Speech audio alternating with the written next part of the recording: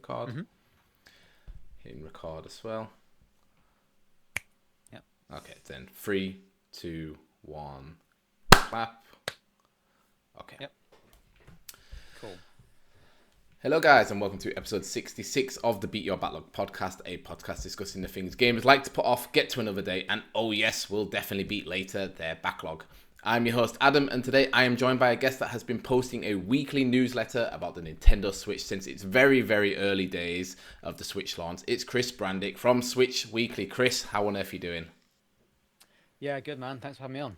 You're welcome. Yours was one of the first names I thought of as a guest for this show because, as we were just briefly talking about before we started, this show is supposed to be like a nostalgia trip down memory lane for the Nintendo Switch because it really felt like there was a lot of new sort of, I don't know, like content creators and outlets that sprung up around the Switch's release.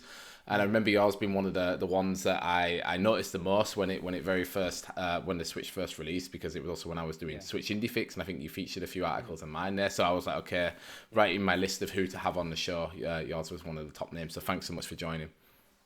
Yeah, most welcome. It's been a long time, but it's been a fun generation, that's for sure. It has. It's been a long one, but it's been a very fun one. And So do you want to maybe just give a quick introduction about yourself, Chris? We already said about Switch Weekly, but maybe give a bit more details on the newsletter. Sure, yeah. So Switch Weekly is something I've been doing since before the Switch came out. I actually registered the domain whenever that trailer dropped for what was the NX, and then they revealed it as the Switch. So that's what I think it's like October 2016. 2016, like that. yeah, wow. So it's been a while. I've been doing it every week-ish, kind of, for the last 8 years. I've only taken a few weeks off in that time. And the idea is generally that I go and look at all the kind of Switch news and reviews and whatever's around from the week and kind of bring it together in like a curated list. So you get the kind of best Nintendo reads from like across the web. And also, much to I'll get into this later maybe, but I regretted it. But also a list of all the games that are coming out, because there's been a lot of games coming to the Switch. Yes. So doing that every week has been quite the challenge. But yeah, that's the newsletter, and people seem to like it, and that's what I've been doing week in, week out for the past 8 years. Yeah, I'm impressed that you've been so consistent with it because, I've been kind of very on and off with my content. Like I said, I started Switch Indie Fix and did that for like 4 years and then sort of took a break and then started again with this podcast. So to say that you're there every week or nearly every week in it, like week in, week out, updating the news, updating the games that are coming out, it's really impressive. Cheers, man. Yeah, it's been quite the task. I mean, in terms of breaks, of like taking Christmas off and stuff and a few holidays here and there, but generally, it's been there every week. I think we're up to like issue 430 or something. Yeah, crazy. That's insane. Wow. Yeah. Cool. Yeah, so we will talk a little bit more about Switch Weekly later on. But before we get into the episode, I'll just reintroduce Nintendo Switch Memories, because on my podcast there's been a few episodes since the last one. So yeah, this is meant to be like a nostalgia trip down memory lane for the Nintendo Switch, and really to give it a good send-off into its retirement as the Switch 2 comes out. As me and Chris are recording, it's about just over 3 weeks until the Switch 2 release. We're recording on the 15th of May, so we don't have much longer to wait. Out of 10, what is your excitement level for the Switch 2? I don't think it's as high as I want it to be, if I'm being really honest with you. I'm sure we'll get into it. Okay. I'm going to say around a 7. Wow. Okay, then let's save that for later. So yeah, before we get into that and before Chris's spicy take there with how excited he is for the Switch 2, I would like to just remind everyone that if you enjoyed the episode or have enjoyed any podcast episodes lately, you can support on Patreon. If you do, you get all of the content 24 hours early, and you unlock the Beat Your Backlog bonus vault, which is filled up with exclusive podcast episodes only for patrons. If you're interested, go to patreon.com/beatyourbacklog, or just click on the link in the descriptions. And thank you to all of my Patreons, whether they are paid or free, supporting there. Thank you so much for your support. So yes, Chris, let's get into kind of where you. So you said you started the newsletter just before the Switch released, or when they dropped that first. The first advert, when I guess it was all of the people up on the roofs like playing and playing NBA. Karen on the rooftop. Yeah. Exactly. But what were you playing before that then? Have you always been like a Nintendo fan, or were you kind of reborn as a Nintendo fan with the launch or the announcement of the Switch?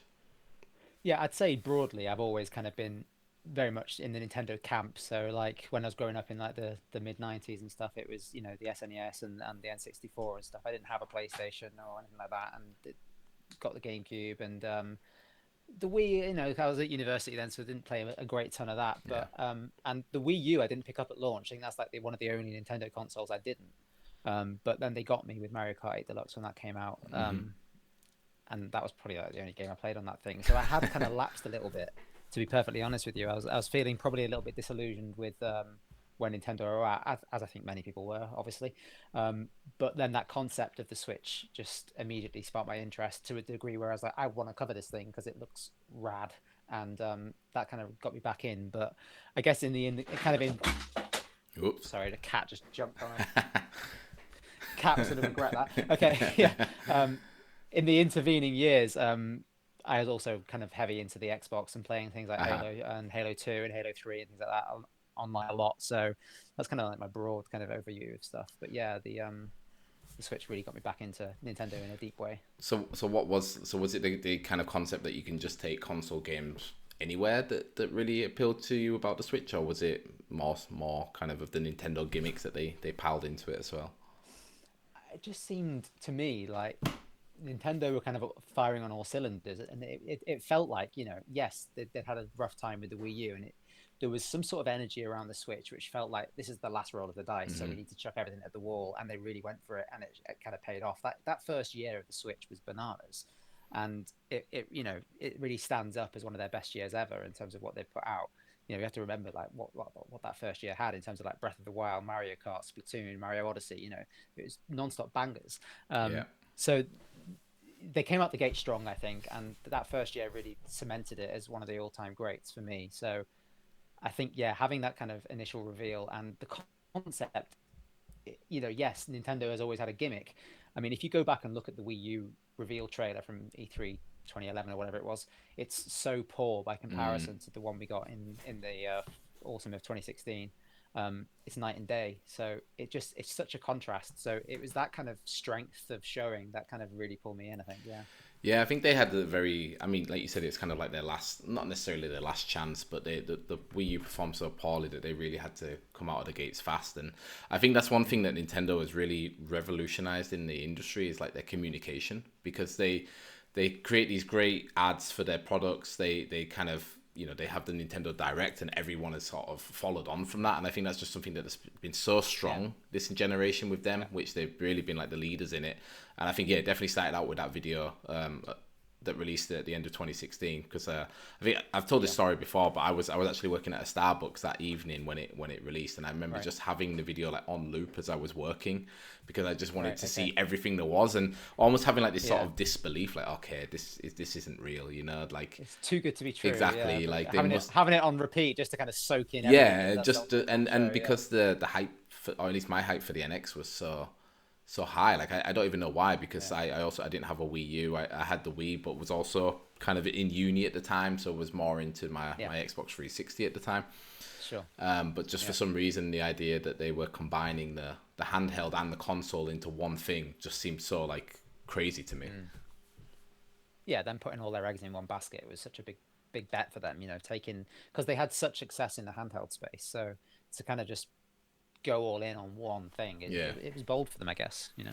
Yeah, and it's 35 plus years of having two machines, you know. Yeah, that's it. And I guess I was always more of a handheld player. I always had the Game Boy and the DS, but you know, it's definitely like the Switches. It was revolutionary, and I guess we've seen the follow up to that now. I recently got hold of a Steam Deck, and I'm like, okay, you know, this wouldn't have existed without the Switch, most likely. So yeah. No, the Switch walked, so the Steam Deck could run, I guess. Yeah. Yeah, that's a good way to put it.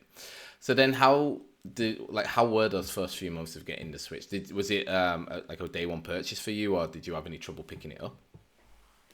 Yeah, I mean, just to kind of go back to your point about like watching the trailer at work. I mean, I was at work when it dropped as well, and what I do in my day job is email newsletters. Yeah. Can you see the link? So I was like, my boss is like, "Are you gonna mind if I like start my own newsletter?" But he was cool with it. So I went and registered the domain straight away after watching the trailer on the same day, and so coming back to what you asked, yes, I did pick it up at launch. I got it from Amazon, so it was a painful waiting by the door all day, waiting for the postman to turn up. And in terms of like launch, I think Breath of the Wild was such an amazing launch title that it's kind of stood the test of time, hasn't it? And it's kind of people's memories of that are going to be so strong for a long time to come, which is partly kind of why I'm a little bit disappointed about the Switch 2 not having a strong kind of first party launch, single player launch title, but maybe we'll get to that as well. But, yeah, like I think Breath of the Wild is just so like, it's like a cliche to say it, but it's kind of magical. Like as someone who was, I don't know, how old was I? Probably 26 or 27 when the Switch came out, and I played Breath of the Wild. Yeah.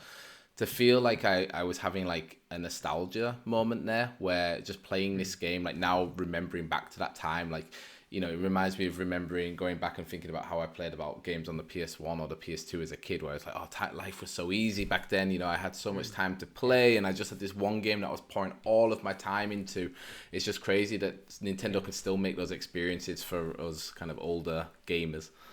Yeah, I mean, that's a good point, actually. I mean, it kind of speaks to your whole thing, doesn't it, about beat your backlog and whatever. But the fact is that the kind of Breath of the Wild for me, you know, there's so many games coming out, and you pick up countless games, especially like in the sales or whatever, and you know they just sit on your backlog. But sometimes it's not so much of you making time for a game, but that a game kind of makes time for you, in that it gets so ingrained in your head of like, I need to play this thing, I need to pick it up, I need to see what happens next, and it doesn't happen very often for me, at least. But you know, when a game really gets its kind of hooks onto you, and Breath of the Wild was one of those, you know, and because of its kind of hybrid nature, I guess, you know, I did find myself playing it on the TV and then going up to bed and carrying on there. And it was one of those games that I just couldn't put down. Yeah, no, I was exactly the same. Like, I remember playing it and sort of accidentally finishing the game. Like, I went and beat Ganon because I was like, oh, let me see. Like, I didn't expect to be able to beat him in my first go. But there was that kind of discoverability about it, wasn't it? That was just kind of, it felt organic. Yeah. And I think that was part of the appeal for me, is that I wasn't particularly like mainlining it or anything like that. I was just spending time in the world and seeing what's over this hill, what's over that hill. Oh, and you think, oh, I'm going to go do X, and then you get distracted by Y and Z, you know, on your way. So yeah, it's just one of those things that you just get endlessly lost in, and it holds a special place in my heart, my mind, because like I'd just recently moved to house, we bought our first place, like, and you know, we got the Switch a few months later, and it was just like, I don't know, it's just all kind of it's weird how memories work. It is, but that's what I mean. Like, it's so nice that like these games can still exist. Like, I think as you get older, you get a bit more jaded around games, and I think especially if you're creating content around games, you're very much like, I just need to get this game finished and move on to the next thing. But with Breath of the Wild and Tears of the Kingdom as well, I think they're just such special games, like so well designed, so well thought through. And even though, you know, Tears of the Kingdom came out a few years later and the Switch wasn't as kind of bright and shiny, it was still a great experience to play it. Is that something you plan to do with because my one of my first games, because you said about the Switch 2 not having the single player game, one of my first things to do is to go back and play Tears of the Kingdom on the Switch 2 with the upgrades, because I never actually finished Tears of the Kingdom. Like, I got about 40 hours same in. Here. So Tears of the Kingdom didn't grab me in anywhere near as much as the original one did. I still had fun with my time that I did spend with it. I probably got about halfway through it, if I'm being honest. I attempted to go and finish it in terms of beating Ganon and stuff, but just got my ass completely handed to me. It was like, no, you're not ready yet, bro. So that was fine.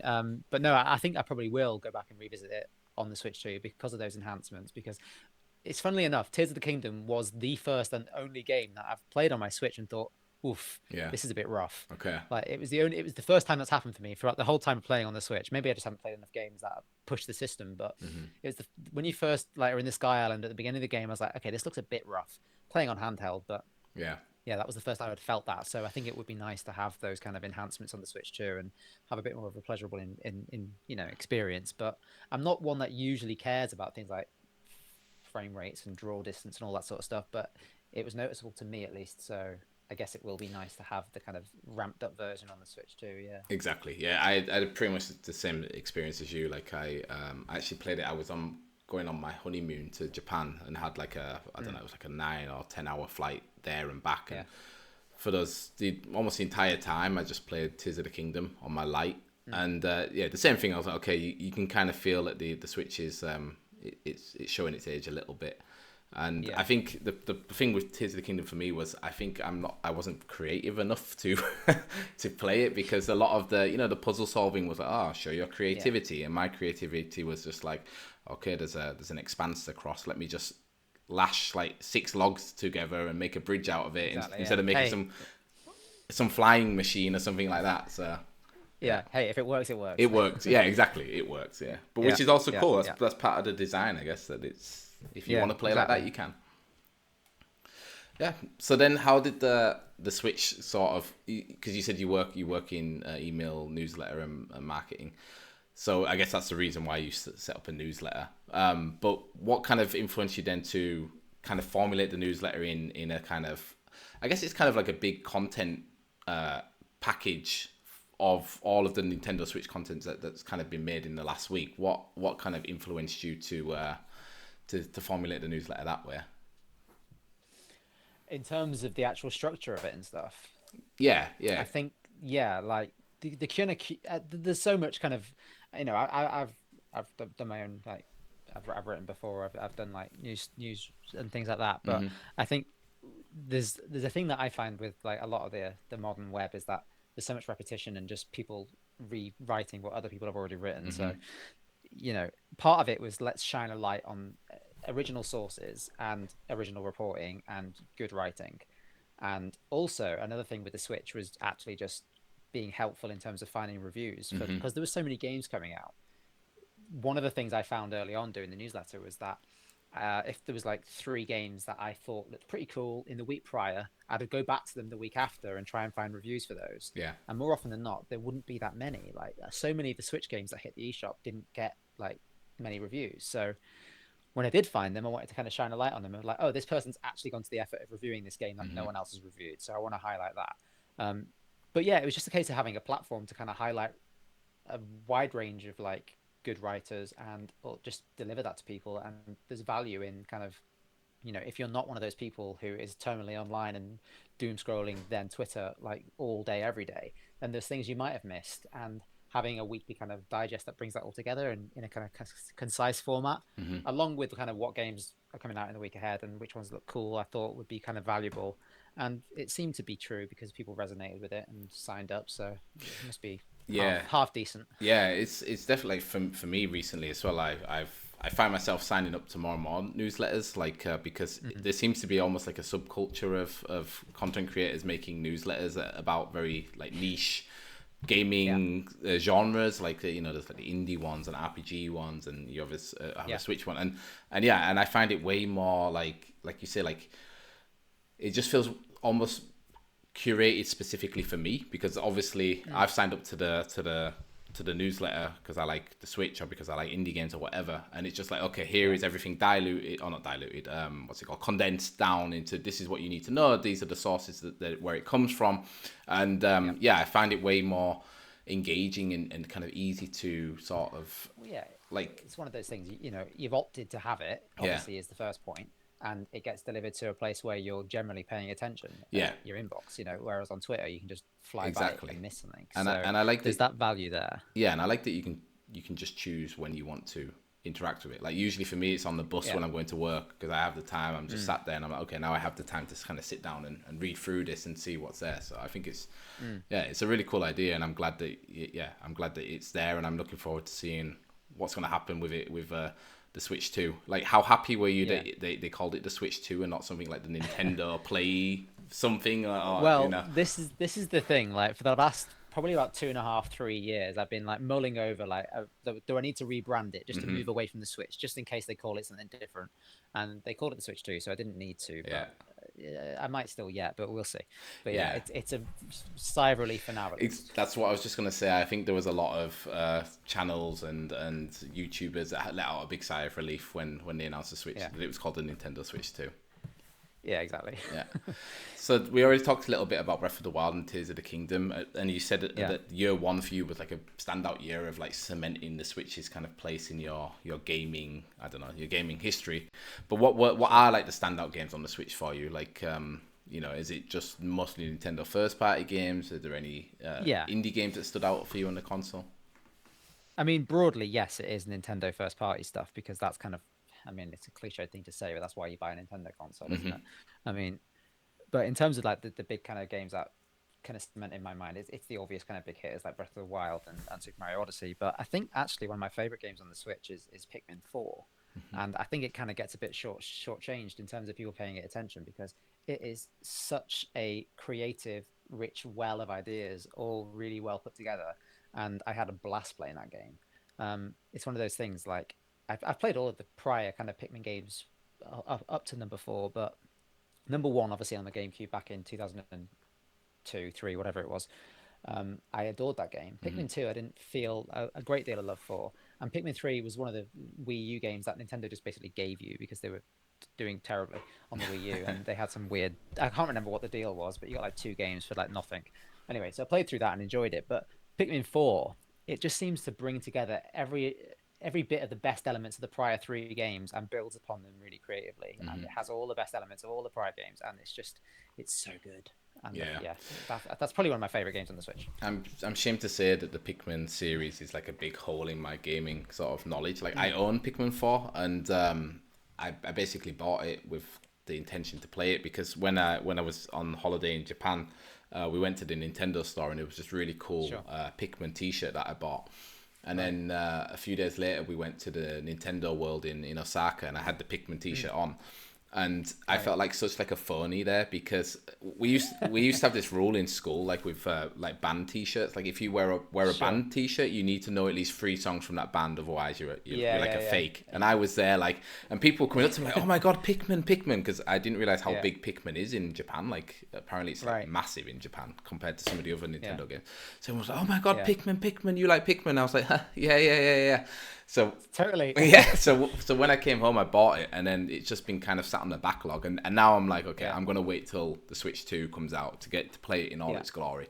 But yeah, Sure. I think the people like I've heard this time and again from people that are into Pikmin that like, yeah, Pikmin 4 is an amazing game. Yeah, you'll have a blast with it. Yeah. It's really good fun.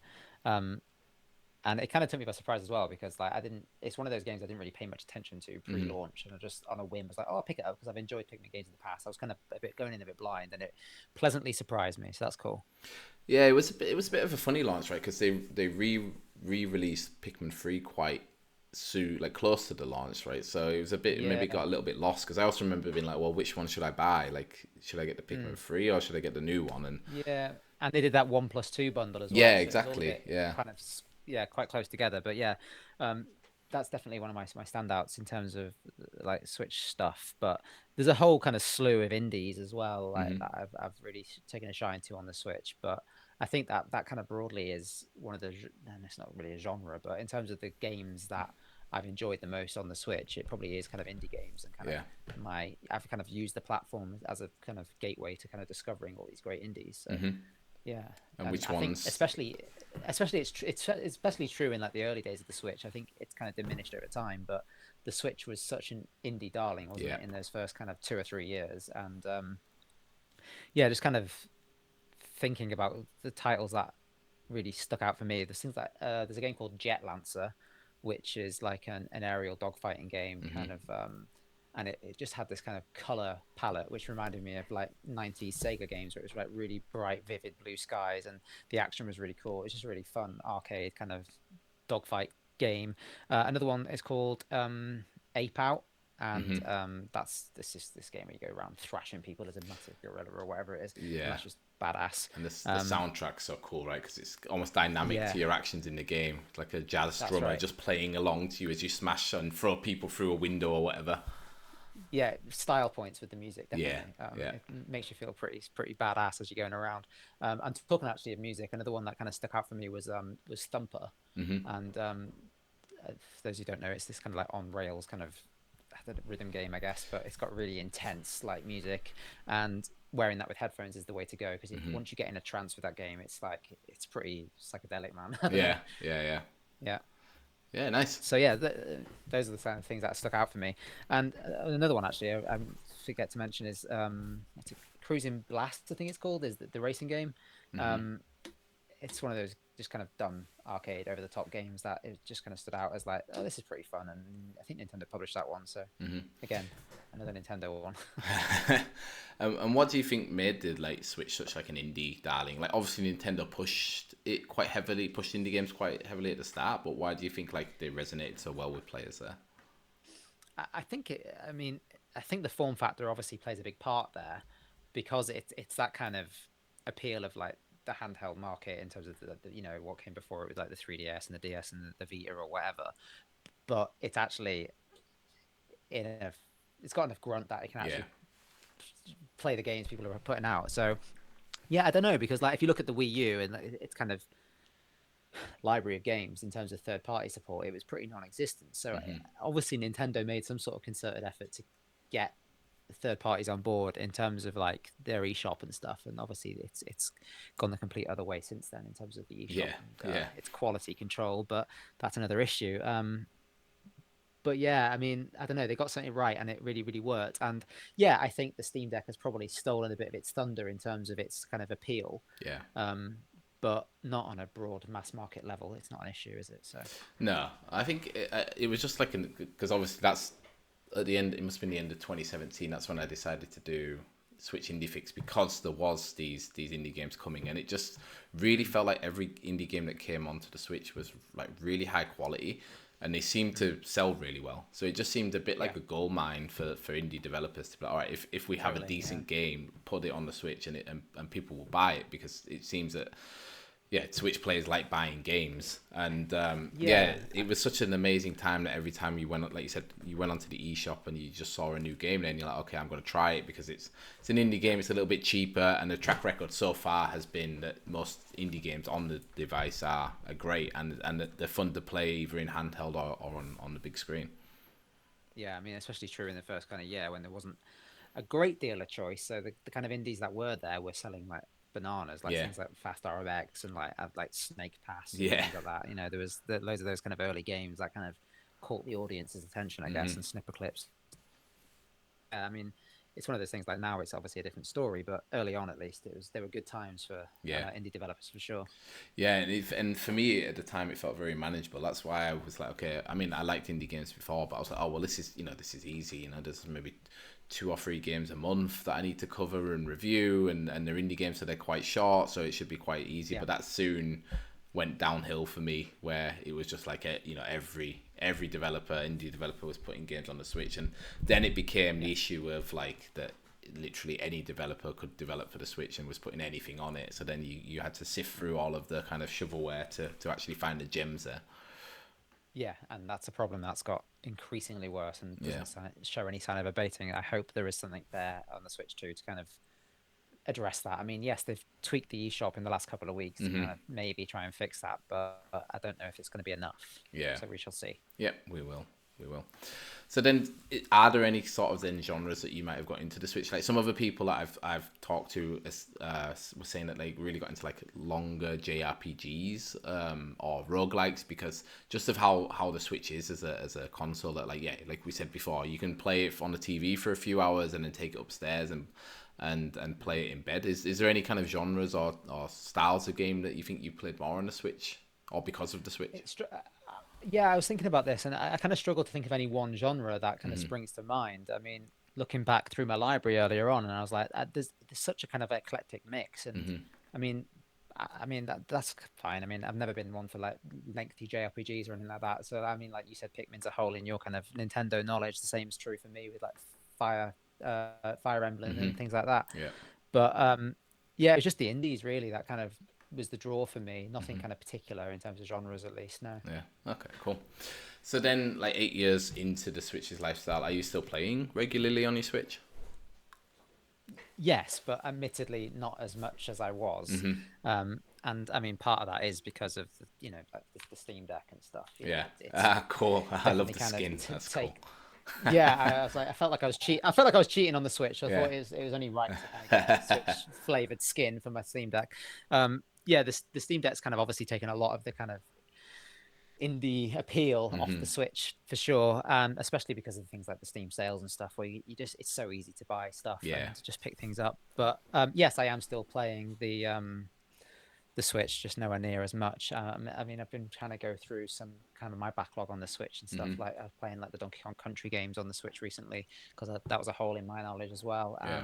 I've still got Tropical Freeze to go through. I've played the Mm-hmm. first one, um, and there's always things to kind of pick up and play on it. But yeah, it's nowhere near as much as it used to. So I am looking forward to the Switch 2 to kind of rejuvenate that a little bit Mm-hmm. and get me back into the system and what made it special, I guess, in terms of the attention, the kind of hype around it, I guess. Yeah.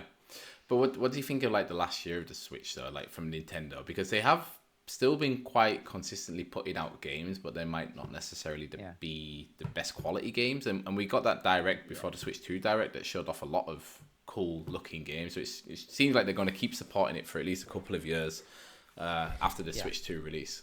It's funny, isn't it? Because they're in a position they haven't been in quite a while. I mean, like, obviously with the Wii U, they were ready to drop that thing like a hot potato, but now they've got 150 million plus people to kind of keep happy because, only a small portion of those are going to jump over to the Switch 2 straight away. So I get why they're kind of spinning both plates, I guess. But in terms of what they've shown and stuff and what they've released in the past year, it's been a lot of remakes and ports and stuff like that. And that makes sense. They need to kind of move their development resources over to the follow up. But it's just keeping things warm, isn't it? Keeping things ticking over, and that's fine. I mean, it was kind of amusing actually having that Switch 1 direct the week before the Switch 2 direct because they were showing off like Tomodachi Life and Rhythm Heaven and things like that and pitching them as Switch 1 games, but it's like, well, we know they're going to come to the Switch 2 as well, so and work on the Switch 2, so it's like it was just kind of a way of appeasing people who aren't going to get a Switch 2 straight away and saying, look, we're still going to support you, don't worry, we're not abandoning you completely. So that's nice. I mean, I get it. I think they're managing it well is how I'd put it. Yeah, I agree. I think so too. Yeah. Then let's get on to the Switch 2. Like, and what are your thoughts on it so far? You kind of on not lukewarm, I guess, with a 7 out of 10. Like you're looking forward to it, but you're not like kind of hyped out of your mind for the Switch 2. Now, I think in terms of the actual hardware proposition, I'm pretty hyped for that. In terms of what they've done, it's what everyone wanted. Yeah. It's not what anybody expected them to do. No. Because this is Nintendo and they don't play it safe. But this is the first console as well without kind of Iwata-san's involvement. So that's, I don't know how telling that is as to the approach they've taken, but they obviously are taking a much safer approach here and a much more iterative one. But I mean, I think for most people that's kind of fine because people love the Switch and love the concept and they don't want it to go away, and just given it's the Switch Pro that we all wanted 4 years ago, or whatever it was, So I think I'm fine with it, like in terms of the hardware and it being exactly what it is pretty exciting. And there is that gimmick still in terms of the mouse mode. Every Nintendo console has to have some unique kind of input device, and we've got one here. So they're keeping that kind of tradition ticking over, I guess. But yeah, it's just on the software front, I think their showing so far has just been a little lukewarm. But on saying that, I think there's probably a reason for it in terms of like, yes, they're coming out with Mario Kart World, which does look great, and I am really excited for that. Obviously, I've got that pre-ordered. But yeah, in terms of like the single player stuff, I think they're probably just maybe giving third parties a bit of room to breathe and letting them have a go at things beforehand. But beyond Donkey Kong Bonanza, there isn't much known from Nintendo in terms of what they've got coming for the rest of the year, I guess. And part of me thinks they're holding some sort of 3D Mario close to their chest for Christmas, but who knows? Yeah, I'm also kind of like, I don't know, I feel like the last 2 years, because of all of the remakes that they've been released, like it, you feel like, well, what are these kind of A teams working on? Like, and I mean, the Mario Odyssey team was the one that I think everyone was expecting to do an Odyssey 2 or a 3D Mario, and it looks like maybe they've done the Donkey Kong. But yeah, I think I also thought they were going to be like, all right, here is like a massive game every month, like, or at least every 2 months, because the Switch, the original Switch release was about every second month that there was some big Nintendo first party game. And they've done really, really well at keeping that cadence up throughout the life cycle. Yeah. Exactly. Like, yeah, they seem to like. I can't believe how. I mean, if this is the case that they have got some kind of games in their back pocket that they aren't ready to release yet because they want to maybe spread them out over like a longer pipeline. But yeah, the way that they've just they've managed to keep up, especially through COVID, with like just consistent releases of first party games, because you look at, I mean, this year Xbox, I think they have had a game nearly every month this year, but for the last 4 or 5 years it was very sparse, and same for PlayStation were a bit better, but the last 2 or 3 years there's not been a lot from Sony first party, so that they've managed to make all of these remakes, introduce some new IPs, or like, you know, like new games in old IPs that maybe we haven't seen for a while, like the Mario and Luigi Brotherhood. Yeah, I was also quite surprised that like they didn't seem to be continuing that. But yeah, maybe you're right, because they did go really heavy on third parties in the Switch 2 announcement direct.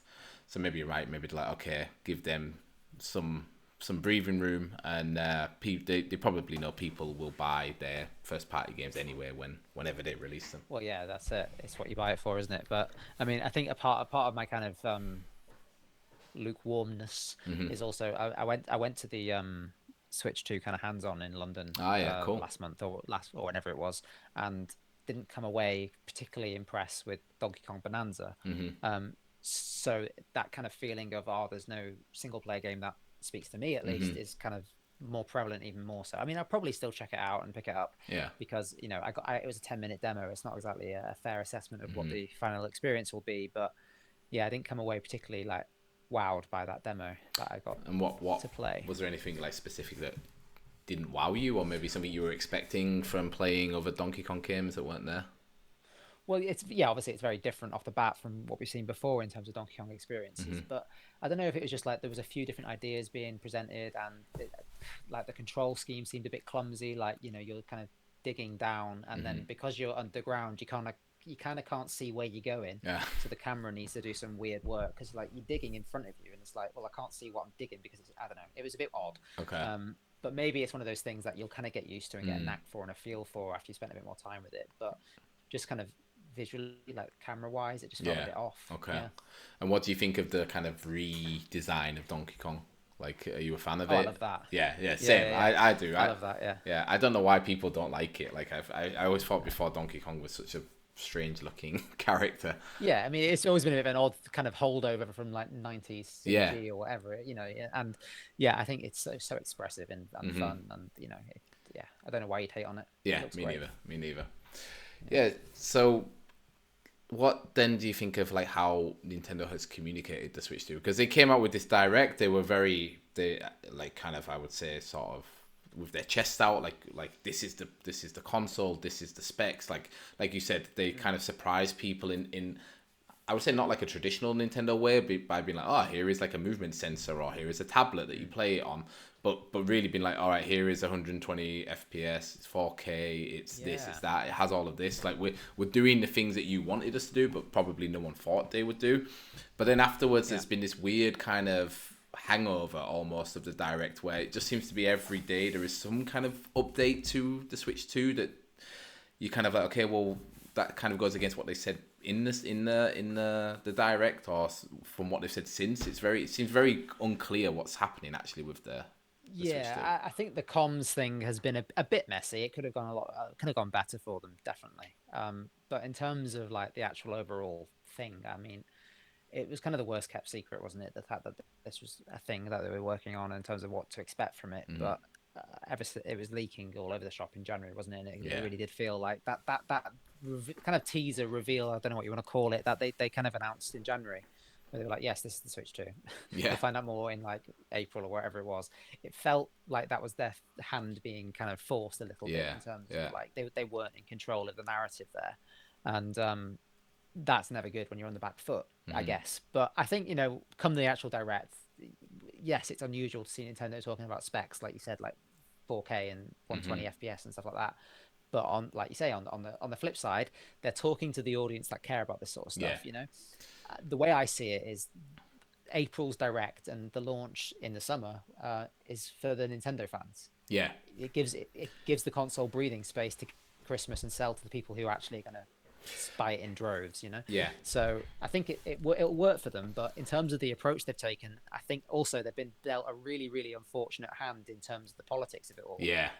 Obviously it's something every manufacturer's having to go through, but when you're trying to put your best foot forward and go ta-da, and Hmm. you've also got to deal with the turd that is politics Yeah. and all of the tariff drama, then it just kind of takes the sheen off a bit. So Hmm. I feel for them in terms of trying to navigate that kind of comms issue. And I think they did as best as they can, especially in the US, especially being able to keep the price the same, which is what Hmm. they've managed to do. But I think it was higher than people expected it to be anyway. Yeah. And that also automatically kind of leaves a bad taste in people's mouth. But the fact that they can kind of keep it at that price kind of calms things down a little bit. But Yeah. I don't envy them at all trying to No, figure all that out. no. I think because Yeah. I think like for the Nintendo fan, like the price maybe was an issue because for a Nintendo console it's expensive, but you see what they've put into it, right? Like like you said, they've given us everything like on wish lists of content creators who said what they want the Switch to be. That's more or less what they've made. And Yeah, it's tick, tick, tick all the way down. Yeah. yeah, exactly from a technical perspective. So that of course has to be a bit higher. But what do you think about the pricing of the games? Like I guess that's the more controversial and maybe a bit saltier for a lot of Yeah. people that they've raised the prices. Yeah, it is. I mean, one thing I do as part of my newsletter is I do an annual survey of the state of Switch survey, and I just basically ask a load of questions about things. And I usually do it in like February, March sort of time. But this year I held it back because I thought, oh, I'll do it directly after the direct for the Switch 2, so I can kind of get a kind of snapshot of people's kind of immediate reaction to what this new console is. And one of the problems I kind of faced is that I kind of launched this survey immediately after the kind of direct, and now we knew the price and like, let's go. And one of the things I didn't ask about was the price of games. Uh-huh. And that was the biggest glaring red flag in the whole survey, because everyone was like, I want to talk about the game prices, Yeah. because that was the big thing that people, like you say, people kind of can tolerate and understand the price of the hardware because they've kind of made the case for it. But when it came to the software, I think again they kind of communicated that poorly.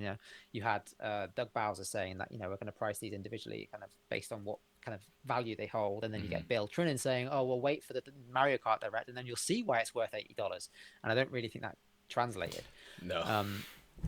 So again, it's a kind of a comms failure for them there, I think. But in terms of the actual prices being what they are, yeah, games have been pretty much inflation proof for the best part of 25, 30 years. So it's one of those things that's inevitable, kind of probably long overdue, but at the same time, it's a hard pill to swallow, isn't it? Yeah. And I also think, for adults who can choose how to spend their money, it's whatever. But I also think it's a real shame in terms of access and entry for like younger people who want to pick up these games, and maybe they've got a paper round. Like that's how I funded my GameCube. Yeah. I had a paper round, and I could buy 2 games for like 60 quid or whatever it was. But now it's going to price out a certain group of people, and I think that's a shame, because access to gaming is like, it's a weird flux. I mean, yeah, sure, you can go spend a tenner on Game Pass and have all the games in the world. So it swings and roundabouts. Exactly. It's one of those things. Like I agree with you in that respect. That I think it's. I like what you said before. Like this launch is more for, I would say, for us, like for the people that have a job, they have a disposable income, they've been waiting for this, and they like the tech of it. So it's like, okay, they're willing to pay the extra money for the tech. And the games, well, they kind of have you in to be a bit blunt, like by the balls, really, right? Like you're buying the console to play Nintendo games, so you're gonna buy them whatever the price is. I think it might just be a little bit of like, I don't know, Nintendo has always kind of been like the light side of the force when it comes to game prices. Even though in the Switch, especially with these remakes where they've been remaking games from the Wii U or from the Wii and then still selling them as full price games, maybe they've kind of fluctuated a little bit there. But it always felt like they were the most consumer friendly of like, okay, we know this is an expensive hobby and we want as many people to have access to it as possible, so we'll make our games a little bit cheaper. So I don't know if that's just like maybe why people are so upset about it, because they're like, oh no, they've fallen to the dark side, and because they've gone, everyone else will go now. Like everyone is going to start pricing the games at €80 or 80. What is it in the UK? I hate to imagine what GTA 6, is going to be. Yeah, I mean that's the yeah. I think it's like 74 quid for Mario or something like that. But yeah, I mean, I might be wrong. Yeah. It's one of those things. I mean, I bought the bundle with Mario Kart, so obviously the true price isn't reflected there. But in terms of what I've been buying, I bought Cyberpunk 2077 because I've not played that elsewhere, so that's going to be new to me. And I managed to get that for £54 Yeah. at one of the UK retailers, and then I bought Split Fiction for like 37, which was relatively cheap. Yeah. So it's all over the place. Yeah, I know. That's the crazy thing as well. I think it's like I've also seen on like Amazon. I think it was Amazon France had Donkey Kong up for like 60 or 70 euros or something like. So it was also a bit of a discount. Unfortunately, I live in Austria, in Vienna. Unfortunately, nowhere here yet has had it cheaper than like the RRP. MSRP. Yeah, right, but okay. yeah. I mean, like you say, it is what it is. Like the games have not really risen in price, at least like first party AAA games for a long time. So it was they were bound to rise. I do think like it could have been a bit better communicated. Like I still don't even know if this is a thing that they said that like the digital versions will be cheaper and the physicals more expensive, or was that something that was like debunked as like no, that's not true. Like yeah, I don't know if that is completely accurate, but I also heard that going around. I'm not yeah, entirely sure off the top of my head. yeah, and again, this is like the weird. They should have just said that in the direct. Like I know they maybe didn't want the saltiness of people like associated with the direct, but yeah, this is a weird thing. But yeah, I don't know. What do you think as well about the GameCube coming? Because that was also like a big wish list for players. And to be perfectly honest, I was kind of surprised, pleasantly. Yeah. Because I just thought they were going to keep selling those games to us, and they literally did it last year with Paper Mario Thousand Year Door. Yeah. So it's not like an ancient history thing. They've still been selling GameCube titles, and it's one of those kind of running jokes now, isn't it, of the Switch era of like, where's Wind Waker and Twilight Princess HD or whatever. So the fact that they're actually coming on GameCube, I'm pleasantly surprised with. In terms of like the weird launch selection of like Soul Calibur, but I'm thrilled to see F-Zero there because I've been asking for that. Like throughout the whole Switch era, I've been like, just give us F-Zero GX in HD with online, and I'll be happy. I don't need a new entry. So to get that on GameCube is sweet. I've got a lot of fond memories of the GameCube in terms of like, especially its like launch games like Luigi's Mansion and like Rogue Squadron and stuff. So yeah, I'm excited to see what they bring there. I'm also happy that they showed like the lineup. Like it's only 3 games at launch, but the lineup is like there's the Fire Emblem game, there's the Pokemon one, because like I remember a few really really expensive yeah ones, exactly and it has GameCube has gotten so expensive for like retro collecting. Like I remember it must have been maybe 6 or 7 years ago. I think I picked up a GameCube with its original box and with Pokemon Colosseum for £40. Wow. And now to buy that would be in the hundreds of pounds most likely. Yeah, just for the game alone. Yeah, exactly. Yeah, so it's just skyrocketed now. Like the prices. So it is kind of nice to be like, because I guess that's one of the big criticisms of Nintendo is that they gatekeep their content, and then it causes this second this like aftermarket prices to just rise and rise. Like right now, I'm collecting a lot of Wii stuff, and one of my kind of grail thing now is Fire Emblem Radiant Dawn, because to get that in Europe is about €90. So I'm like going through all of these kind of like Facebook Marketplace equivalents and eBay, and being like, all right, can I get one in like a bundle with a Wii that I don't need for a cheaper price? They're like, because they're just get rid of the Wii. And get rid of the Wii, because now the Wii stuff is starting to skyrocket as well, because everyone's buying them to mod them. Yeah. Right. Okay. So interesting. Yeah, so it's it's a tricky world. So I'm kind of happy that they are like, okay, here are these games that we know are hard to get physically. We're going to put them on this service relatively soonish, and then everyone can play them, which I think is nice. And I think the interesting thing about the Switch 2 as well is because of the mouse mode, it does kind of open up the opportunity for things like Wii and DS titles in some guys, because they've always been a bit of a pain to kind of bring across and kind of preserve, I guess. So the fact that the Switch 2 has this kind of input device alludes to the possibility of being something there down the road. I'd love that. I mean, it'd be a bit annoying because, like I said, I've just spent loads of money buying Wii games and DS games actually. So if they bring them all over to the online, it would have been a bit of a waste of money for me, but whatever, it would be fine. So we've go ahead. Sorry.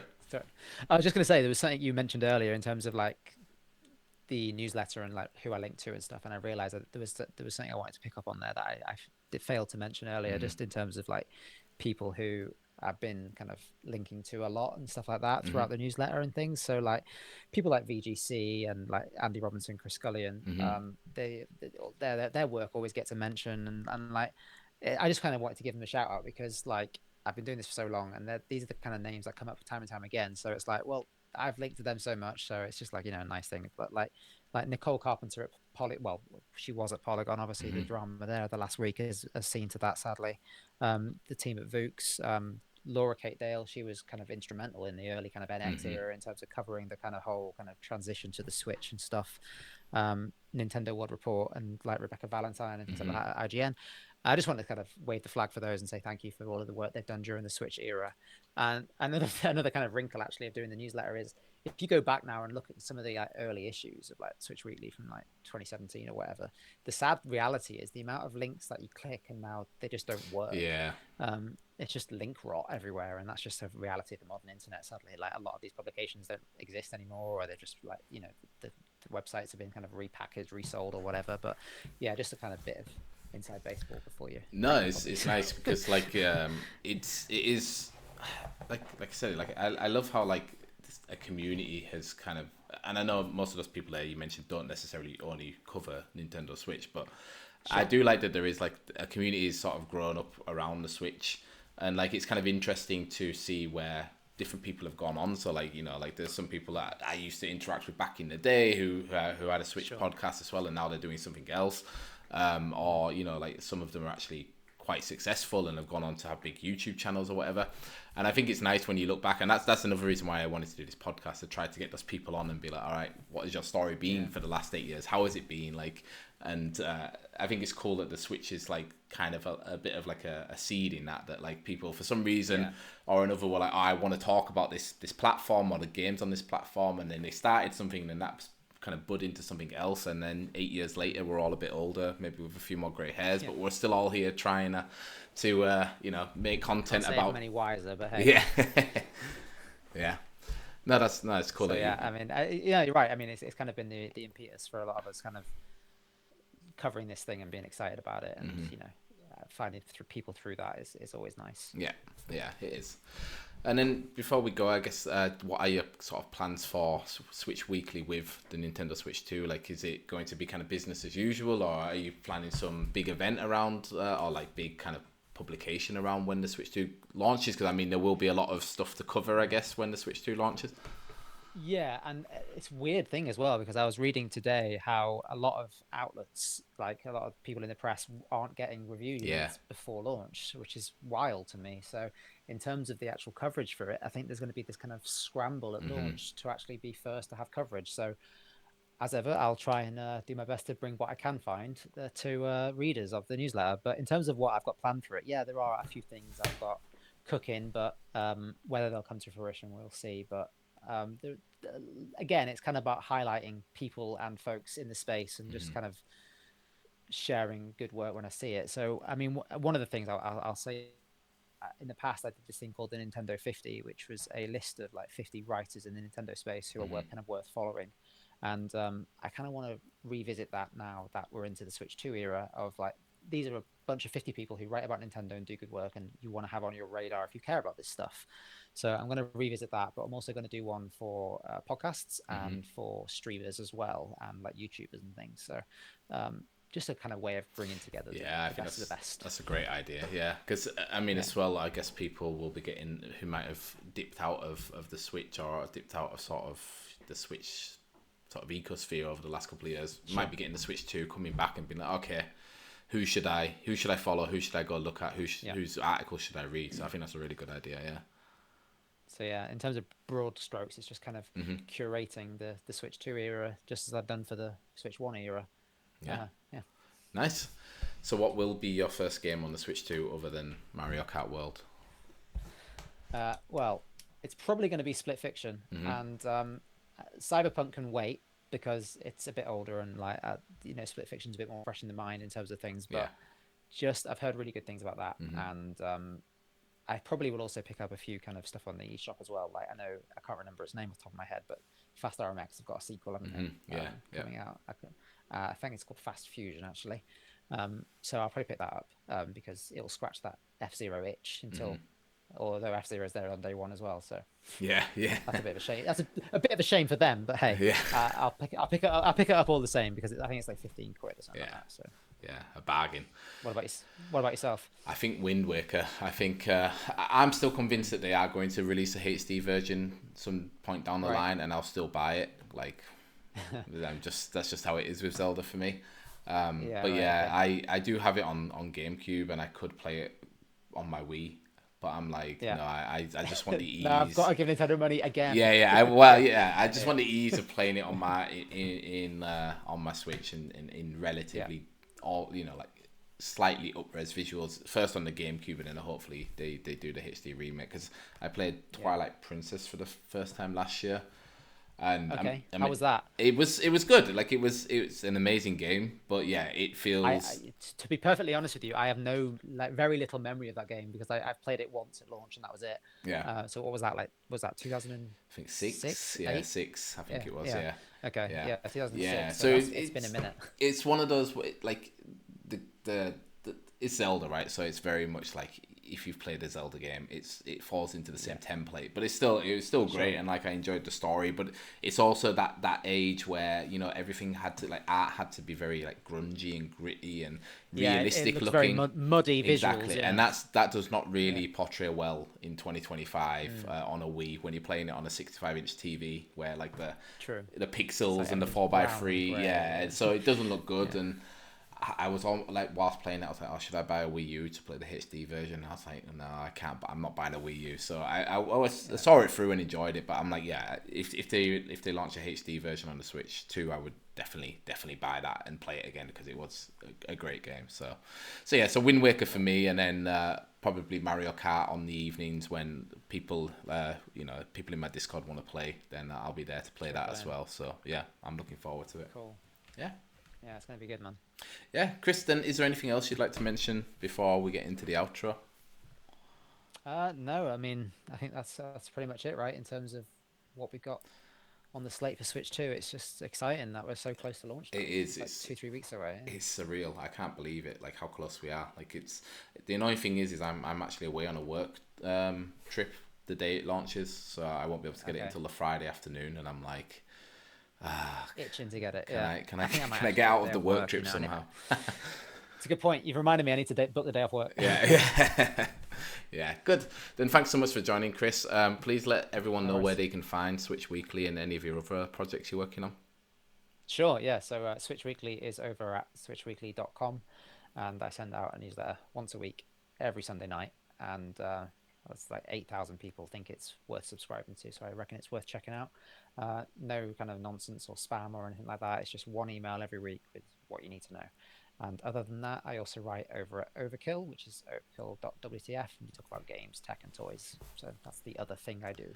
Ah, cool. What type of toys do you talk about? Well, at the minute, it's mainly Pokemon cards. 'Cause, Ah, okay. yeah, I'm back in. I fell back in that hole, but yeah. Yeah, I'm a big like action figure nerd, so Oh, cool. yeah, so Okay. that's where the rest of my kind of disposable income goes. When it's not on games, Yeah. it's on action figures. So yeah, yeah. Cool. Yeah, cool. Then thanks so much again, Chris, for joining, and for everyone else. This has No been worries. episode 66 of the Beat Your Backlog podcast. We would love to know your Nintendo Switch memories, so please do let us know either in the comments of the show on YouTube or on Spotify, or you can of course just message me or Chris on Blue Sky. Just look up our usernames, or I'll post the links in the description. And you can also join the Beat Your Backlog Discord, where we discuss about Nintendo games all the time and lots of other stuff. So if that sounds interesting, please come and join us there. And yeah, also if you're new, maybe you're coming in because you know Chris, and you're new to the series or new to the podcast, make sure you check out episode 59 and 61, because they were the previous episodes of Nintendo Switch Memories, where we talked to John from Gaming in the Wild, and also 61 was Alex from switchaboo.com. So yeah, if you enjoyed this kind of podcast format, then please do check those out. And yeah, if you enjoyed, like I said at the beginning, you can support on Patreon. Just go to patreon.com/beatyourbacklog. And again, if you've enjoyed, please make sure you leave the podcast a review, because reviews help new people find us. So yeah, thanks again, Chris. It's been a pleasure talking to you. And to everyone else, No worries. bye-bye. Thanks for having me. Bye.